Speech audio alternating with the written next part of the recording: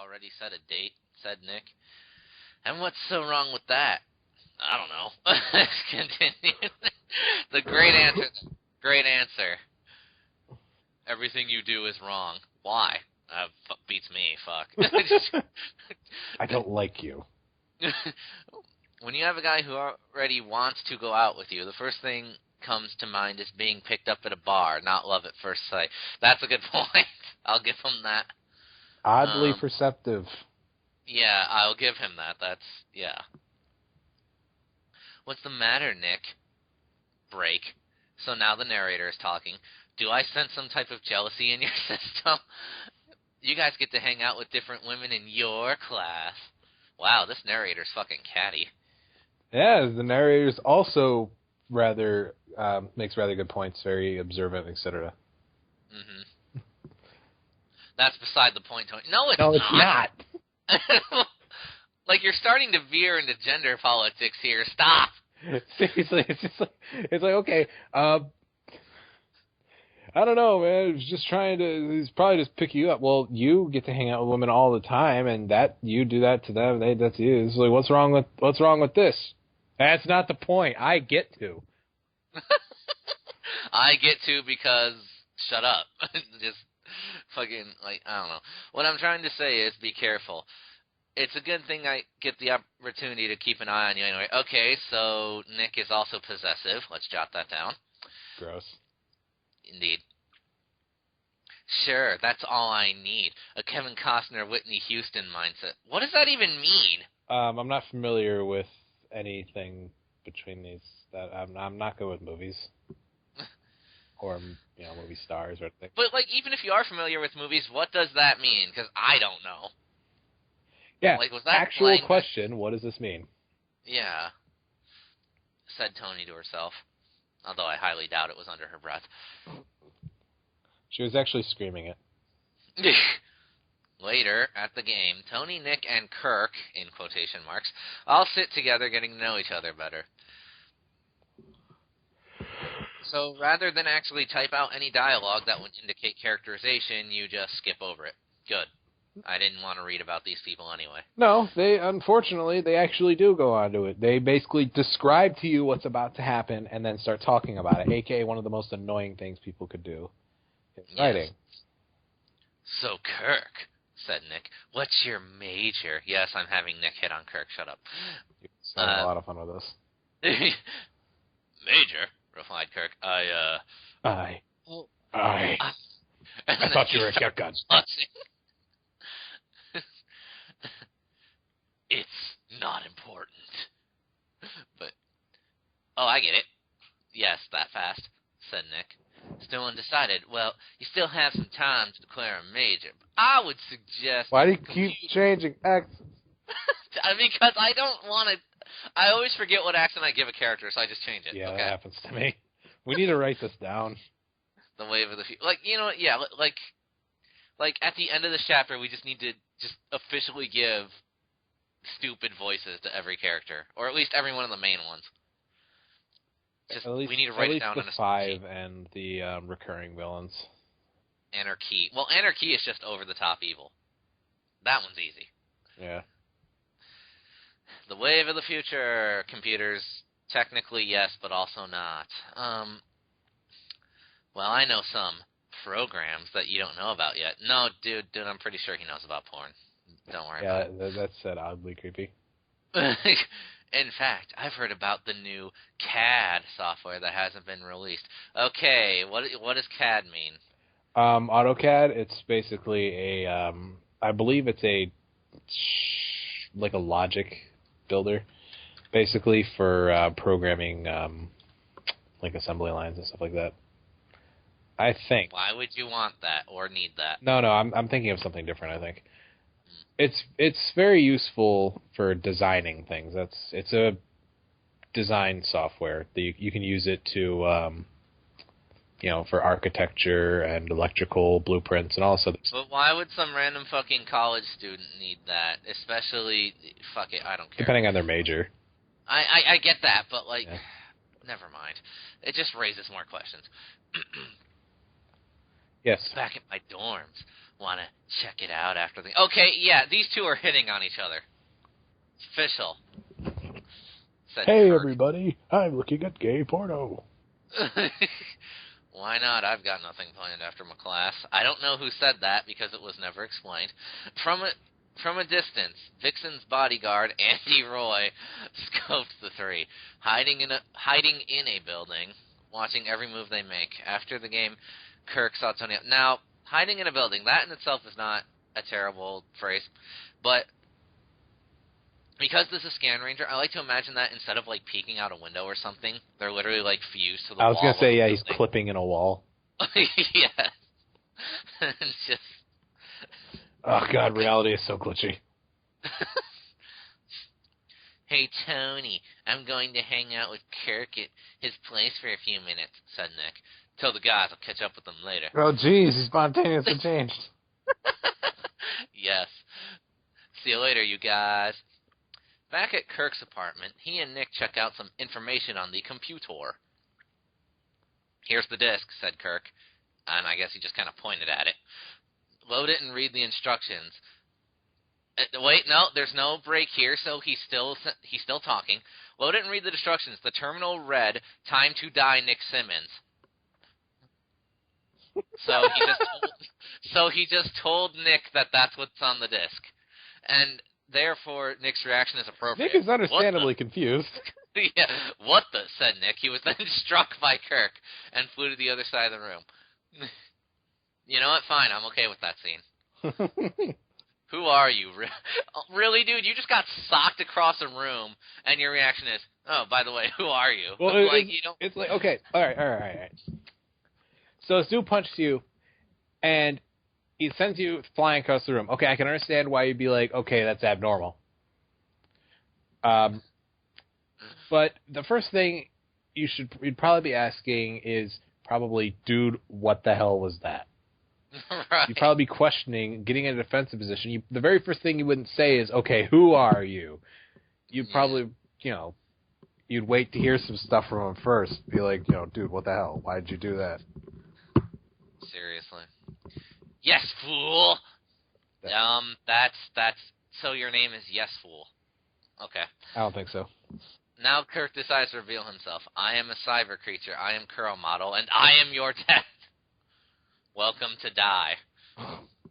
Wanna bet? Replied Nick. I got big news for you, Bunky. Oh my fucking god, this guy is so lame. As Nick prepared to transform into Green Scanner, Curl Model, using his belt, zaps Nick's film breaks off his wrist. Holy shit, a villain that's actually confident. 1, how, and 2, good job. Seriously. My bracelet, cried Nick, instead of just, I imagine it's a small room, so instead of just fucking picking it up, you cry about it. It's all your fault, you destroyed my mate. We are to be together forever, shouted Curl Model, and now I shall destroy you. Destroy us all! I don't think so. I don't need my bracelet to take on the likes of you. Nick tries to stall for time as he grappled with the cyber creature. He clips the monster and locked him in a full... He clips through the monster and locks him in a full Nelson. Goddamn. Full Nelson. I was defending my friends. Give it up. Who said that? Curl Model flipped Nick over his head somehow and uses one strand of his long hair to bind him. I didn't even know Curl Model had long hair until now. Yeah, I guess the more you know. And the other to strangle. So, he only has 2 strands of hair. That's weird. Antennae. So why didn't anyone note this? Like, wouldn't that throw you off about somebody if they literally had no hair except 2 antennae? Well, you see, they actually, this takes place in the Ed, Edd n Eddy universe. Oh, I get it. Okay. That makes sense. Okay, flips him over his head, binds him with one hair, uses the other hair to start strangling him. What is Nick's reaction? Hey. Cut that out. God damn it. Nick doesn't give a fuck. He's also being strangled. Yeah. Hey, said Nick, what are you doing? Put me down and fight like... You can talk a lot for a strangled guy. Yeah, seriously. Put me down and fight like a man. Hey, stop that. I mean... I mean, android. I mean, whatever. I won't kill you yet, even though I'm strangling you, said the cyber creature. I'm preparing your ultimate demise. Well, then you're gonna kill him. Well, not yet. Then, after I take care of your other Scanranger mates, you shall suffer an unimaginable fate. So wait. He's gonna give him his ultimate demise. Then he's going to kill the Scanrangers. Then he's going to make him suffer? No. You see, he's preparing the ultimate demise for later rather than just, killing this person now. Instead, he's going to risk fighting all 4 of the other Scanrangers. Hopefully, taking them out one-on-one like this, but probably not. And I don't know how he's going to manage to, keep Nick in captivity for that long, but we'll ignore that fact for now. I mean, why not? So he's going to prepare this ultimate demise while also at the same time managing to take down all the other Scanrangers. How? Well, first things first, why? Why would you not just kill Nick right now? Because it doesn't make any sense. You seriously going to sit here electrocuting him all you want and torment him if you're really that sadistic, but you should just kill him, and that way there's no chance of them ever sticking together. Plus, now you just took one of their friends. It's just, and the second thing is, how are you even going to pull this off? How do you function? How are you going to prepare his ultimate demise?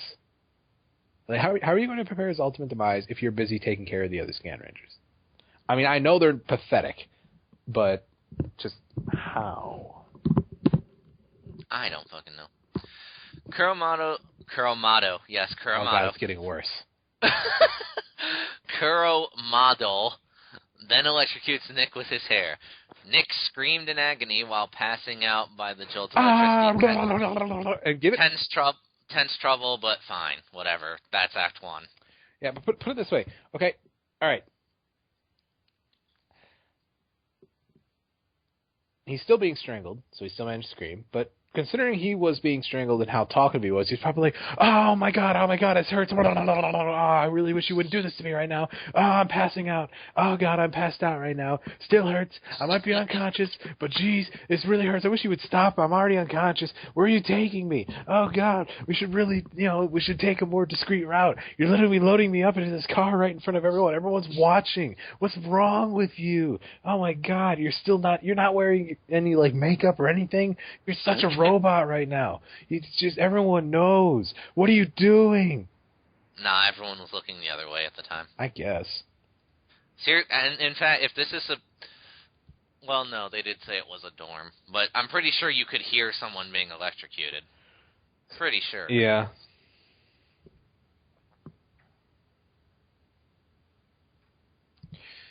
Anyway, so Act 2. Also, we're going to start with the interlude. Somewhere in deep outer space, we cut to a space cruiser called the Dark Fortress. Inside, a slew of decapitated robot body parts, oh good, that was almost morbid, are lying all over the ship. A quintet of unseen warriors surrounds a certain warrior queen, who is cornered by the 5 fighters and a sharp-dressed leader shown only from the chest down. The woman cried out, "My master, Dark Spectre, will make you pay." Really? They're doing the Power Rangers thing? Are they? Yeah, Dark Spectre is from Power Rangers. Oh, no. I wonder what the voice of this leader is. You mean that Gillman type creature that looked like Marigore, Maleficent? Yes, not Maleficent. Maleficent. Or something like that, said the leader of the 5. He's already been toasted to a crisp by my mightiest warrior. We told you if you surrendered to me, I would be merciful. But you resisted. Now it's time to pay the price. One of the henchmen encases the warrior woman in ice up to her neck. For the first time since she faced a band of 5 rangers in space, the evil long-haired woman knew fear.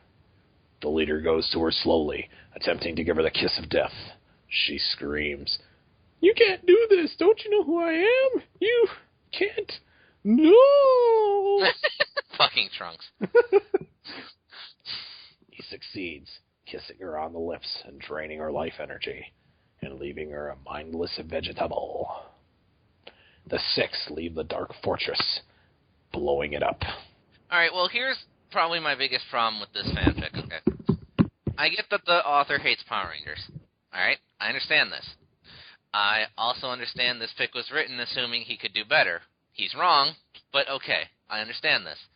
He also wants people to be more aware of Super Sentai. Fair enough. Fine. Whatever. But given the context of you wanting to pretend Power Rangers doesn't exist, why does it keep showing up in your fic, first and foremost? And 2, why is it that every time they do, those are far more interesting than your main story? Indeed.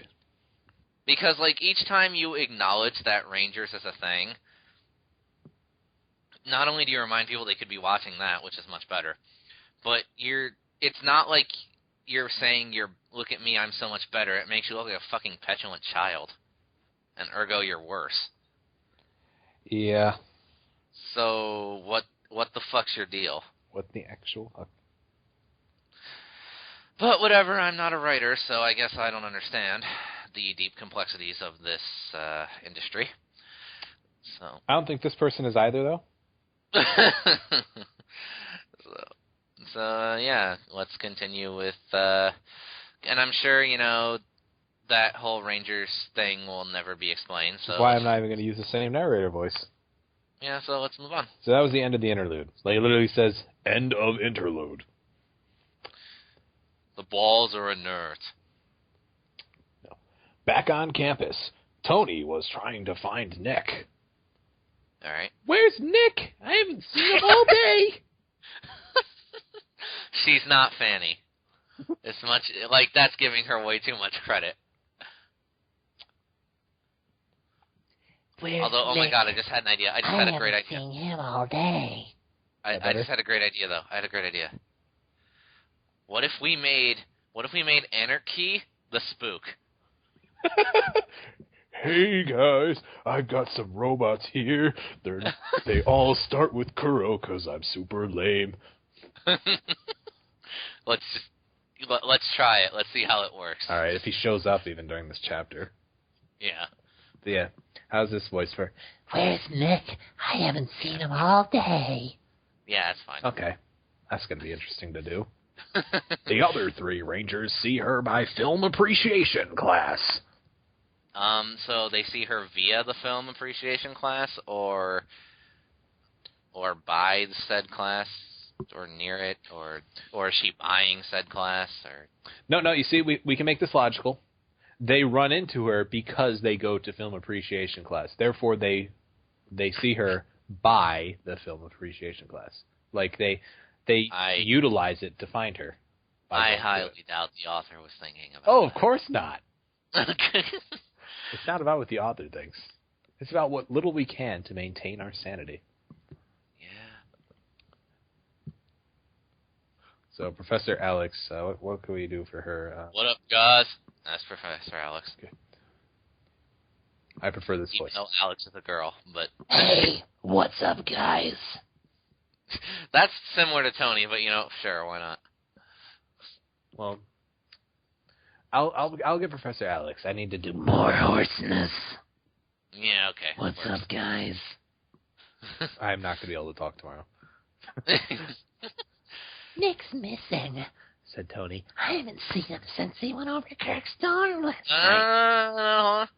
No. Oh, you're right. You misread that. No, wait, no, hold on. No? Hold on. No, Hold on. Nick's missing. Said Tony. Period. I'm serious, it just said that here. I don't know why. Anyway, I'm going to continue with my speech now. Yeah. I haven't seen him since he went over Kirk's dorm last night. The last thing I remembered was that Kirk would call me for another date. He said to meet him at the gym, but he stood me up. Was that the actual last time you saw him? Asked Mikey.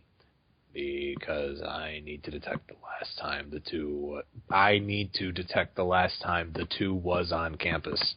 Alright, we need to make Mikey a hillbilly, clearly. No, he has to be as normal as possible. I picked him